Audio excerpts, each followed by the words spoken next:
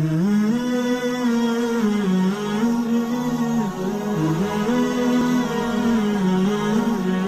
hard atau pray hard. Yang bagus tuh pertama kita ganti kata sambungnya dari atau jadi dan. Gitu. Jadi dua-duanya harus. Gitu. Dua-duanya harus. Allah berfirman di akhir surat Al-Ankabut, Allah mengatakan walladzina jahadu fina lanahdiyannahum subulana. Barang siapa yang berjuang dengan totalitas di atas jalan kami, niscaya kami baru kasih hidayah buat orang tersebut. Jadi harus berjuang dan harus totalitas, baru Allah kasih hidayah. Terus yang kedua, dan nggak berhenti sampai di situ aja, juga harus work smart juga penting gitu, play smart juga penting. Kenapa demikian? Karena kan ulama mengatakan atau ahli hikmah menyatakan bahwa untuk berhasil di sebuah bidang atau untuk berhasil di sebuah kehidupan, kita nggak harus jadi orang yang paling cerdas atau yang paling sebatas paling keras berusaha, tapi kita juga harus tahu cara bermain dengan benar gitu. Kita harus tahu cara bermain dengan benar. Orang-orang yang tahu cara bermain bisa mendapat pencapaian melebihi orang yang hanya sekedar kerja keras aja. Orang yang tahu jalan menuju Bintaro atau Tanjung Priuk, itu dia bisa melakukan perjalanan yang sangat efisien dan lebih cepat sampai dibanding orang yang hanya punya semangat dan kerja keras untuk sampai Bintaro dan Tanjung Priuk, dan dia nggak ngerti jalan terbaik untuk sampai di sana. Itu poin. Jadi kita harus tahu cara bermain. Kita harus tahu cara bermain. Satu simpel masalah rizki tadi disebutkan. Salah satu cara bermain yang benar dalam masalah rizki adalah kembali kepada surat Az-Zariyat ayat 22 ketika Allah berfirman wa fis sama'i rizqukum wa ma tu'adun, dan di atas langitlah rizki kalian dan apa yang dijanjikan untuk kalian. Jadi orang-orang yang cerdas, dia tahu bahwa rizkinya bukan di perusahaan, rizkinya bukan di depan bosnya, dia bukan di hadapan atau bukan di direkturnya atau bukan di teman-temannya yang kaya, atau bukan di networknya. Rizkinya ada di atas langit gitu. Rizkinya ada di sisi Allah Subhanahu wa Ta'ala. Maka dia tidak akan meremehkan iman dalam masalah mencari rizki. Dia nggak akan meremehkan masalah sujud, masalah ruku. Dia nggak akan tinggalkan Quran. Dia nggak akan tinggalkan zikir pagi petang. Kenapa demikian? Wa fis sama'i rizqukum wa ma tu'adun. Dan di atas langitlah rizki kalian dan apa yang dijanjikan untuk kalian. Jadi dia cerdas. Pada saat orang-orang hanya fokus pada hal-hal yang tangible dalam mencari rezeki, dia fokus ke bukan hanya yang tangible penting, tapi intangible juga nggak kalah penting, dan itu cerdas di dalam berikhtiar dan berusaha. Contoh yang lain, tadi Mas Teni angkat isu tentang struggling. Ada banyak peralihan profesi dari skincare ke masker. Pokoknya yang penting imbuhannya sampai saja. Kalau dalam bahasa Arab sajaknya masih dapat, gitu lah. Dari tambang ke cupang, tambang ke cupang. Dan emang hits lagi ya ikan cupang ya, kayak kita SD dulu. Nah, itu positif kan? Itulah adaptasi itu sendiri, sebuah pemberian given dari Allah Subhanahu wa Ta'ala kepada kita, dan seringkali kita nggak gunakan kecuali dalam kondisi-kondisi darurat atau krisis seperti ini. Yang perlu kita camkan, peralihan profesi dari satu profesi atau satu kotak ke kotak lain dari dunia itu positif banget, asal kita lagi-lagi cerdas dalam melihat hal itu semua. Sadarkah kita dengan Allah alihkan dari satu kotak ke kotak yang lain, itu membuat kita semakin mengerti hakikat kehidupan dunia, yang menjadi core-nya dunia, yaitu kefanaan dunia, kesementaraan dunia. Nggak ada yang eksis sampai selama-lamanya, tuh nggak ada. Jadi ya dunia gitu, Anda akan pindah dari satu kota ke kota anak kecil, ke kota remaja, terus dewasa, orang tua dan seterusnya, lalu meninggal dunia. Itu kalau punya umur panjang. Jadi kita lagi dididik nih gitu, biar kita. Dan yang kedua, dengan terjadinya perpindahan kotak dari satu kotak ke kotak yang lain, Allah buat hati kita itu tidak terpaut dan terikat dengan sebuah kotak dunia pada saat kita hidup. Gitu loh, kotak dunia. Simpel aja, apabila ada dua orang yang di layoff gitu loh, mengalami layoff oleh perusahaannya dalam kondisi pandemi. Yang satu itu dia baru kerja setahun yang lalu. Yang kedua, dia udah kerja 25 tahun di perusahaan yang sama. Dan mereka sama-sama ditakdirkan layoff pada saat ini. Lalu tibalah hari ini hari perpisahan mereka. Dua-duanya dibuatkan acara farewell oleh teman-temannya. Kira-kira yang nangisnya paling emosional, yang paling ngejar, yang ngabisin tisu paling banyak itu yang mana kira-kira? Yang 25 tahun. 25 tahun.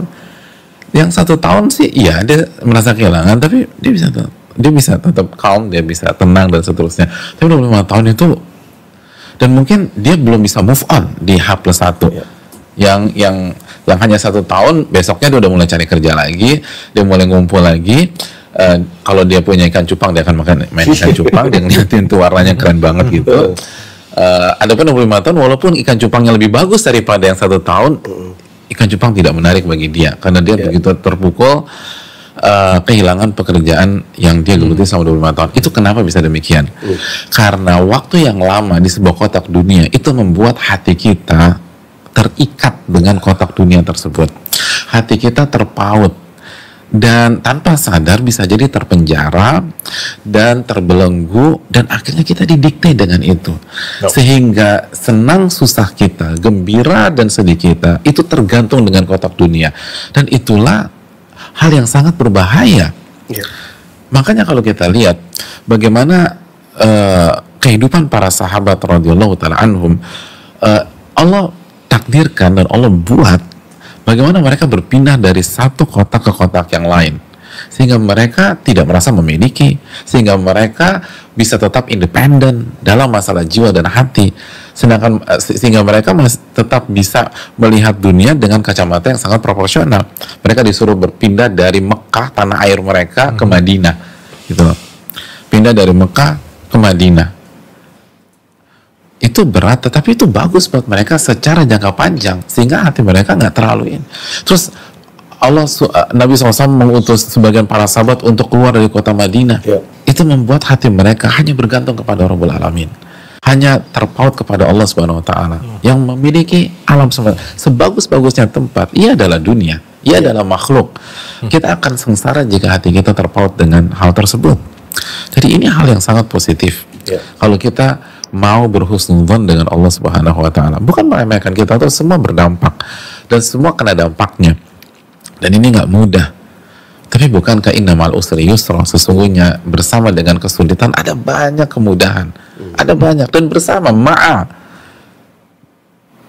tugas kita adalah meminta taufik kepada Allah agar kita bisa melihat dan memetik berbagai macam kemudahan-kemudahan tersebut. Jadi itu yang harus dicamkan. Jadi mengapa berat berpindah dari satu kotak-kotak lain, Van? Jelas bahwa kita sudah sangat cinta sekali sama apa yang udah kita bangun.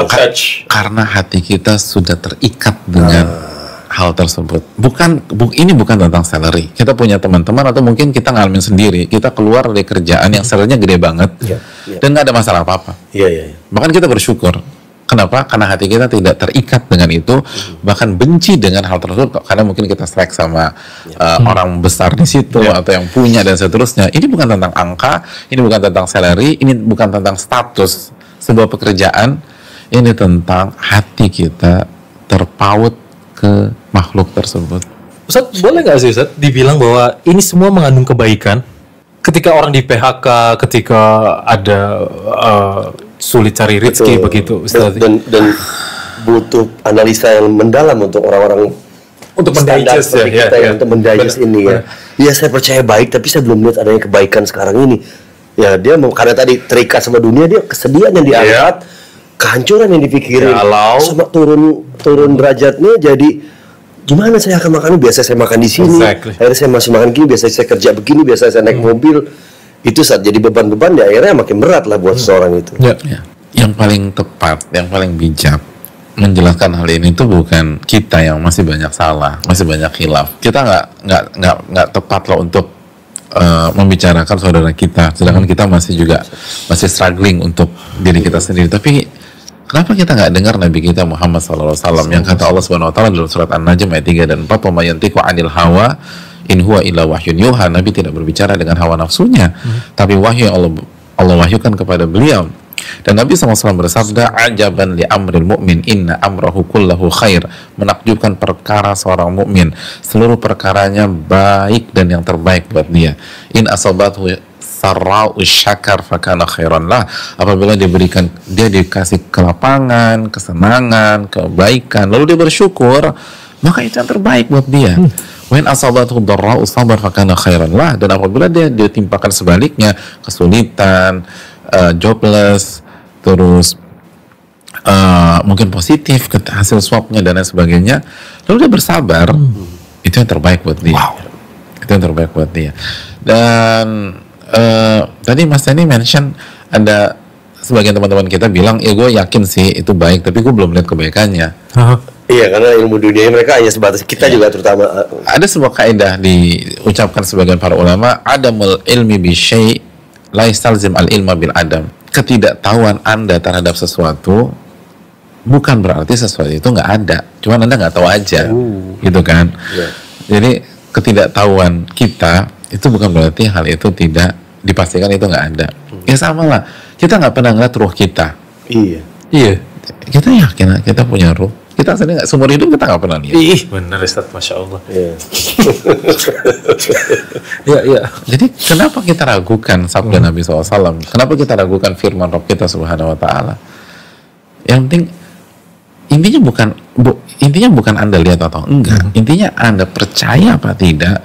Lalu apa upaya dan langkah nyata Anda dalam memperjuangkan keyakinan Anda, itu paling penting.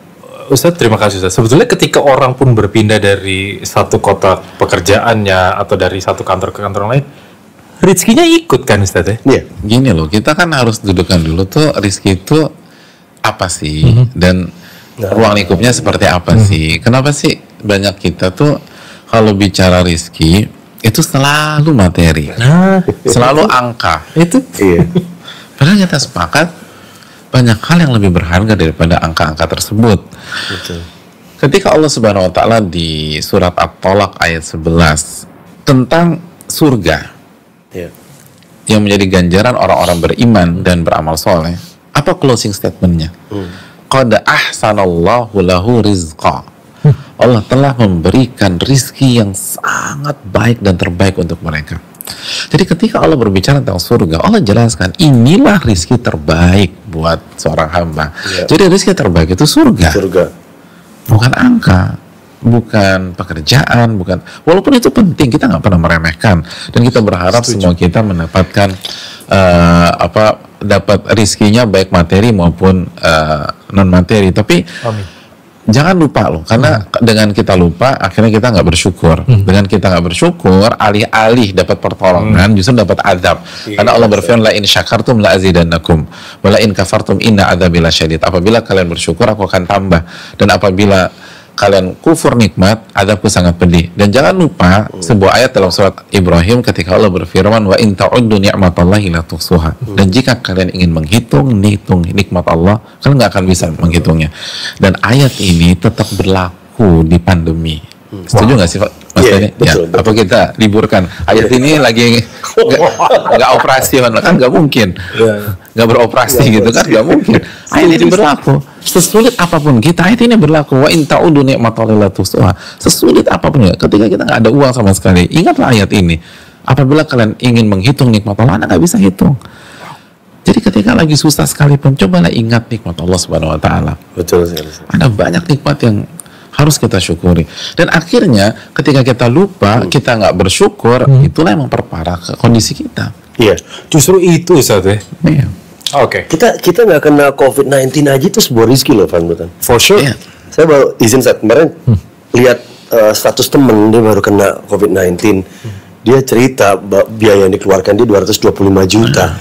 Nah, langsung saya lihat kan, saya nggak kena, berarti ini rizki. Harta saya tidak keluar gitu loh untuk membayar itu. Itu kadang-kadang suka lupa disadari ya. Selalu dihubungkan dengan materi ya, Van. Dengan materi, dengan X-rate. Nah, padahal banyak sekali yang bisa disyukuri ya, Ustaz. Dan itu kalau nggak kena sekali, 225 juta. Kan orang bisa kena 2 kali. Dan seterusnya, iya kan? Iya benar sih. Ya, jadi kalau kena 2 kali 500 juta, hampir 500 juta. Dan anggota keluarga yang lain, Ustaz, bukan hanya kita, istri misalnya. Berarti kan kali 2, kali 3 keluarnya harta itu kan gimana gitu kan ya. Benar. Jadi kesehatan ini rezeki yang besar sebenarnya. Jazakumullah khairan, Ustaz, atas nasihatnya penting sekali. Jadi Alhamdulillah. mengenai konsep rezeki ini kita harus tahu juga cara bermain, tahu juga bagaimana caranya mendekatkan diri kita pada Allah Subhanahu Auto wa Ta'ala. response ya benar. Ya, auto respon, dan tadi bersyukur tadi yang paling penting gitu ya. Tapi mungkin ilmu kita masih sedikit. Benar. Karena kita sadar bahwa pentingnya ilmu itu luar biasa ya untuk bisa mendapatkan, untuk menjalankan ibadah-ibadah itu, termasuk bersabar tadi, menjemput rizki, feeling grateful dan sebagainya. Kita perlu tahu cara-cara ini, Van. Perlu tahu Mas ini banget. Ya, ilmu-ilmunya apa saja yang kita kuasai. Insya Allah kita akan bahas ini. Kita minta nasihat dari Ustadz di segmen kedua kita. Insya Allah.